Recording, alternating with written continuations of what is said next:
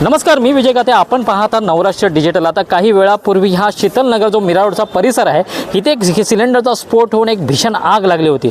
सुदैवाने कोणती जीवितहानी झाली नाही, परंतु ह्या संपूर्ण गोष्टीमुळे कुठेतरी मीरा भाईंदर महानगरपालिकेच्या अधिकाऱ्यांच्या कामकाजावरती प्रश्नचिन्ह निर्माण होत आहे.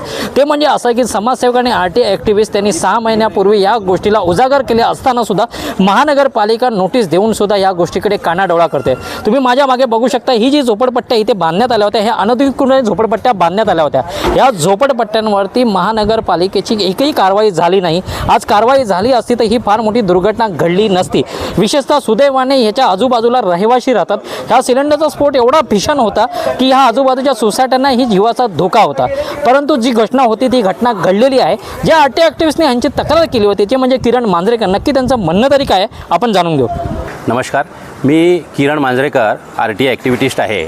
आणि आपण पाहत असाल की मीरा भाईंदर महानगरपालिकेच्या आयुक्तांना सदर जागा 732 व 733 या प्लॉटवरती दिनांक 16/11/2024 रोजी आणि डिस्पॅच झालेल्या 19/11/2024 रोजी मी मागणी केली होती की इथे ओपन टू स्काय जागेवरती निवासी स्वरूपाच्या ज्या झोपड्या बनवलेल्या आहेत त्या अनधिकृत झोपड्या आहेत आणि ताडपत्री, लाकडी बांबू, लाकडी फळ्या, सिमेंटचे पत्रे, लोखंडी अँगल वापरून कोणत्याही विभागाची परवानगी न घेता इथे ते झोपड्या बनवल्यामुळे भविष्यात कधीही घातपात आणि जीवित आणि वित्तहानी होऊ शकते अशा पद्धतीचं मी तक्रार केली होती. त्या तक्रारीवरती सन्माननीय कांचन गायकवाड मॅडम, ज्या सहाय्यक आयुक्त पदनिर्देशित अधिकारी प्रभाग कार्यालय क्रमांक 6चे आहेत, त्यांनी जागा मालकांना हे पत्र पाठवलं होतं भोगवटाधारकांना की तुम्ही 3 दिवसाच्या आतमध्ये जागेचा नकाशा, कागदपत्रे, 7/12 आणि बांधकामाची परवानगी आम्हाला द्या, अन्यथा आम्ही अनधिकृत बांधकाम समजून आपल्यावरती कारवाई करून दखलपात्र गुन्हा फौजदारी स्वरूपाचा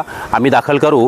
आणि तशाच पद्धतीचं फायर ब्रिगेडला पण आम्ही पत्रव्यवहार केला होता. त्या फायर ब्रिगेडनी सदर विषय हा प्रभाग क्रमांक 6शी निगडीत आहे अशा पद्धतीचं उत्तर लेखी स्वरूपात मला दिलं होतं. माझं हे म्हणणं आहे की जर का आम्ही एक सजग नागरिक आणि सजग पत्रकार म्हणून मी जर का प्रशासनाला जागृत 6 महिन्यापूर्वी करतो आहे की इथे ह्या पद्धतीचा अशा पद्धतीचा घातपात आणि जीवित आणि वित्तहानी होऊ शकते, तर फक्त कागदी घोडे नाचवण्यामध्ये प्रशासनाला आहे की खरोखर कामगारांची काळजी आहे. आज इथे जे कामगार राहत होते आणि जो जागा मालक भोगवटाधारक आहे किंवा बिल्डर आहे त्याने म्हटलं आहे की माझी साईट वेगळ्या ठिकाणी चालू होती आणि इथे फक्त कामगारांना राहण्यासाठी आपण बोलवलं होतं. तर जर का कामगार इथे राहत होते तर इथे कितीतरी सिलेंडरचा स्फोट झाला. आजूबाजूला इथे शीतलनगर आहे, इथे सोसायटीमध्ये कित्येक नागरिक राहत आहेत, तर त्यांच्या जीवितावयाला पण धोका निर्माण ह्या कारणामुळे झालेला आहे. तर माझी अशी मागणी आहे की या बिल्डर जागा मालक भोगवटाधारकावरती दखलपात्र गुन्हा ताबडतोब नोंद झाला पाहिजे आणि त्याच्यावरती कारवाई झाली पाहिजे. नाही, नक्कीच कुठेतरी असं वाटतं की महानगरपालिकेचे अधिकारी असो किंवा विशेषतः अग्निशमन विभागाचे अधिकारी असू दे, हे एका विकासकास आणि बिल्डरला कुठेतरी मागे टाकण्याचं काम करतात.